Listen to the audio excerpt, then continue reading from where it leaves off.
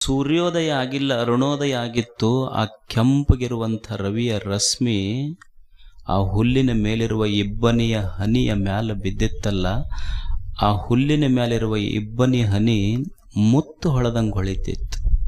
ಒಂದು ಕ್ಷಣ ನೋಡುವ ನೋಡುಗನಿಗೆ ಅದು ಮುತ್ತ ಅಂತ ಅನ್ನಿಸ್ತಿತ್ತದು. ಹಿಂಗೆ ನೋಡೋದ್ರೊಳಗನ ಗಾಳಿ ಬೀಸ್ತು. ಯಾವುದಕ್ಕೆ ಮುತ್ತು ಹೊಳೆದಂಗೆ ಹೊಳಿತಿತ್ತಲ್ಲ, ಗಾಳಿ ಬೀಸಿದ ತಕ್ಷಣ ಒಂದು ಕ್ಷಲ ಮಣ್ಣಲ್ಲಿ ಮಣ್ಣಾಗಿ ಹೋಯ್ತಷ್ಟೆ.